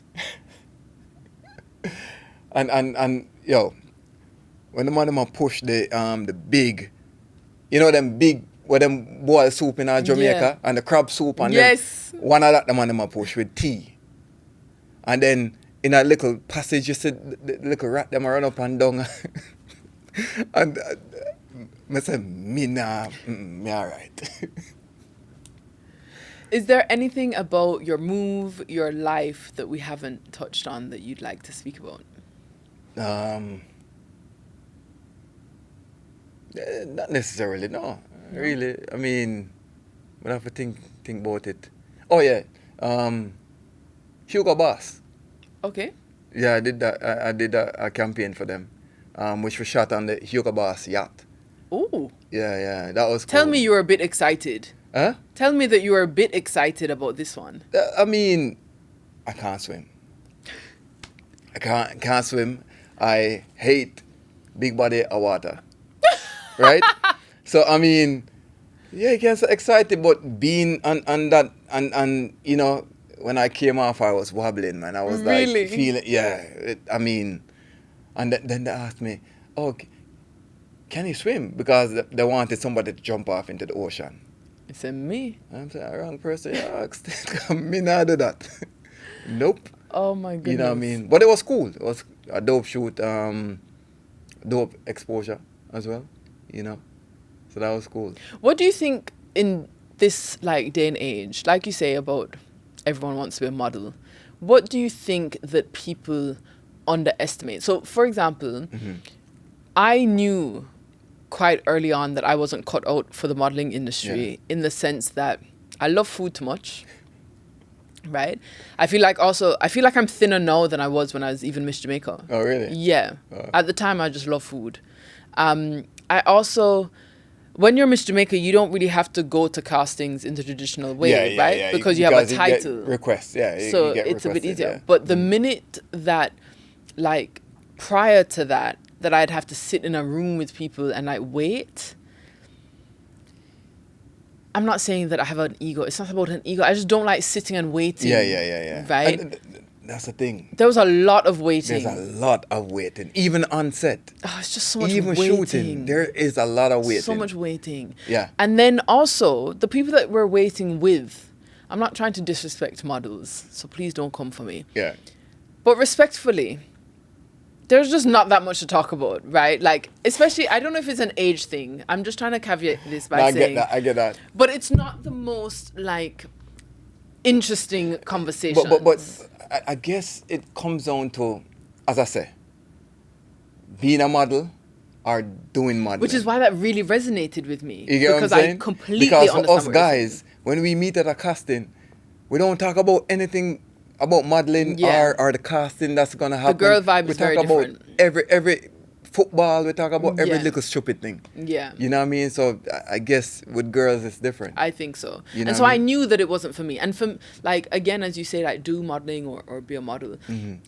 Even though people are like, oh, so I'm like, no. In my mind, unless you are Naomi Campbell status, you're not a model. Yeah. Right? Yeah. Like, it's either the best or nothing at all. Yeah. And especially nowadays when, like, everyone's, like, on their Instagram and their model. I'm like, no. Like, no. Do not disrespect the craft in this way by just No, I thinking get that. you're Everybody's taking pictures. is a model. You know what I mean? Yeah, Instagram model and all of that shit. It's terrible. But what do you think it takes now for someone who is genuinely interested? Not someone who's just like, oh, I want to take pictures, but someone who is genuinely passionate about the industry. What would be your advice to that young person that's like, this is what I would do if I was in your position? Have thick skin. Yeah, very important. Because as we said before, you're the least important in the industry when it comes to shoot or production, right? And don't take it personal. Don't take it personal because you might go to a casting and you see somebody and then you see the advert somewhere and then say, oh, that's who that chose, but I look better than that person, or I this, or I went into the casting and I nailed the audition and whatever. But it comes down to the look that they want. They requested you because maybe you had a similar look, but when they found somebody, they said, all right, that person don't necessarily have to ace the audition. Sure. Right? They can just have the look on set. They can get that person to do what they want them to do. You know what I mean? And that it took me a while to learn over time and not to hold grudges or a bit downhearted. You know what I mean? Because, or whatever. You know? I feel like that's a great lesson for life. Yeah. Not just the industry. In general, you know what I mean? Like, seeing opportunities and seeing other people get them. And just say it's not for you. And for me, how I do it now is like, if I go to a casting, right? And then I see a commercial, like whether I'm watching American TV or CNN or whatever, and I see commercial come on. Same casting because you know exactly what you casted for. So then you get to say, oh, that's what it looked like. Right. And then you see your boy in it, and you say, ha. You say, because for me, if I don't get it, you want someone. I want one of my boys to get it. You get what I'm saying? Yes. Yeah. So that's how I see it, man. You know? What do you think is the reason why you've been able to have success in this industry? I guess by not taking it that serious. Yeah. By not, because, all right, when I just started, right, going to castings, you know, you go into casting, you do what you're told, right? And then when you come out, you start thinking, man, I should have done that, and it will drive you crazy for the rest of the day. You know what I mean? I could have done that, I should have done that. I noticed that what's on camera, you can't change it. Right? So it makes no sense killing yourself about what you could have or should have done. Right? So for me, once I go in the casting and I do it, once I come out of that door, I've forgotten. Okay. You just leave it, let it go. Yeah. I did what I did. Can't change it. Keep it moving.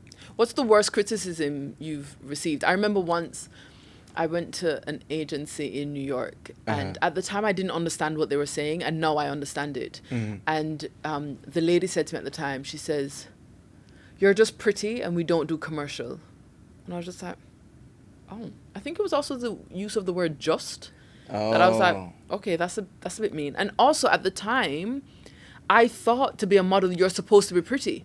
Yeah. So I was confused as to why that was a reason not to. Yeah, I've learned. You have. I mean, it just depends on how unique you look. You know what I mean? And as I said, beauty is in the eye of the beholder, right? Yes. Sorry. So we might look at somebody and say, oh, that person is beautiful, or look at this person and say, that person is ugly. But to somebody else, that person is gorgeous. Yeah. You know what I mean? So it's in the eye of the beholder, and who are we to judge that? Yeah. What's beauty? You know what I mean? If your daughter was older and she said to you that she wanted to be a model, how would you? Lord God. No. Really? Why? I mean, we have done a campaign together. Me and her. Really? Yeah. For our clothing brand. That's so cute. Yeah, we have done it, but if it's up to her, I want her to decide. Sure. I'm not gonna push it, but I You'd would kind rather of, I would kind of, I won't tell her directly, don't do it. I would kind of, Have you thought of? Yeah, exactly.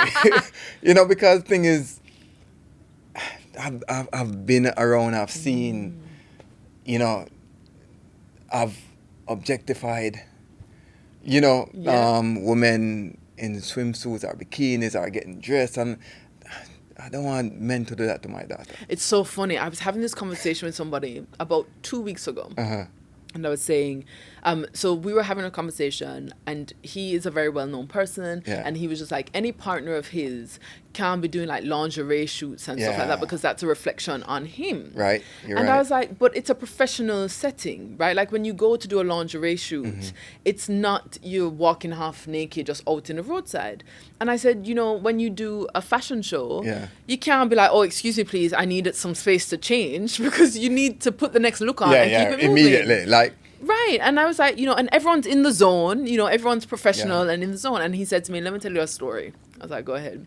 And he goes, he was walking for something. He's not a model, but because of his status, they had asked him to be a face. Yeah. And him say, him and our next brethren were there in this show. And he said, I just want to let you know that the two of us were standing there and we had time to look. Yeah. We had time to look. And I was dying of laughter. True. I mean, the first time I did a fashion show, right? And the models, the females, yes, they have to come in, because sometimes some have two outfits in the same show, right? So they come in and they're changing and they're dropping and this and that, and I'm in the corner waiting for our show, right? Right. And some of my boys get up and say, yo, bro, we go outside and give them space. I say, I'm not leaving. I say, I'm not leaving. I'm right here. You understand? And knowing how I am. Sure. And you probably have other people like me who think like me. Right. I don't want my daughter to go through that or be looked at like that. No, that is so funny. My man's not going away. No, mama. I like it. But it's funny also because a lot of people ask me if I would have my girls be in a pageant, right? And before children, I don't think I was ever your typical pageant girl, right? I was never really into makeup. It wasn't the vibe. So before children, I was like, no, it doesn't mean anything to me. Post children, and I see my girls, and I'm like, oh my God, wouldn't it be cute? Like, wouldn't it be so cute if when they were older, that's something that they wanted to do, and you would use your experiences and help them to do that, right? And it's funny because they've modeled themselves, not with me at all, because I'm not in that game. But the first time I saw their campaign, I didn't know. So you take them to shoots all the time, but sometimes it's catalogs for babies, right? Like you don't know that it's going to be somewhere. And so it was near my second restaurant, and I had parked, gone out to get something, and I looked in the window of a store, and she was there. They were both there. I'm not joking. I turned into a flipping idiot. And I had them with me, by the way.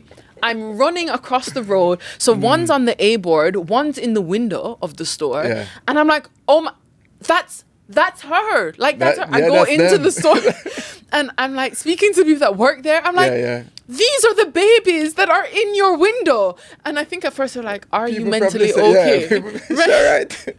And then like, I think they kind of settled, it calmed down. And I was just like, I was supposed to go to work after this, as in at the restaurant. Best believe I went to a little brunch spot, babes. I had a little mimosa. I was like, I am going to enjoy this moment that my babies. And then I went to the website. They were on the website too. I was screenshotting. All over. I was doing it. Oh my gosh, it was so exciting. And what was really sweet, the manager kept the boards because they're big, right, for the store. And gave it to you? Yeah. Oh, really? When he changed, and I didn't think he was going to. I left my number. Nice. But I didn't think that he was really going to. And so when they changed out the store display, they gave me them. I was like, nice. Oh my gosh, I get to keep these. That's cool. But the point is that I got them into modeling, and many people would criticize it, right? In the same way that people criticize that in some of my videos online, my children appear in them. And I accept the criticism. I mean, it's fine. Yeah, it comes with territory. I don't have an issue. But I think for me, their modeling was more about just having options, right? Yeah. It was, should you want to do this later on when you're older and cognizant of what that means, then you've already been in it, right? Yeah. In a similar way that I think, you know, I have first been on a plane when I was 6 weeks old.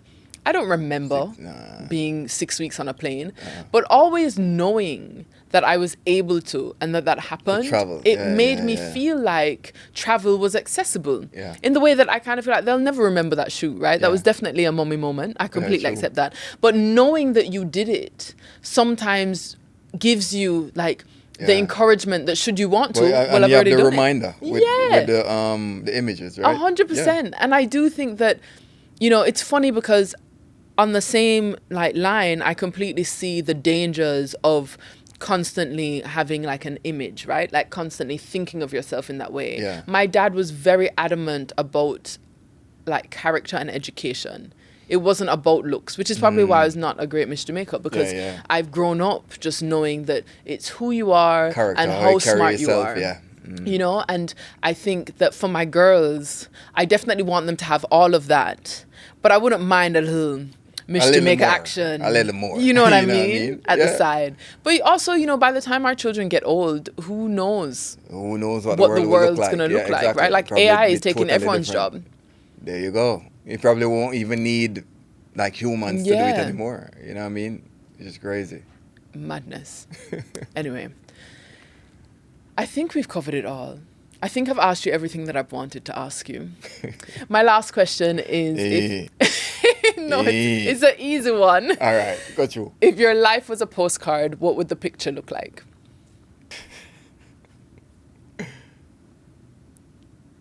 Gallus. Jesus, peace. What? No, and you wonder why the people are afraid of Jamaican men. No, that's what... we are victims. We are victims. Of what?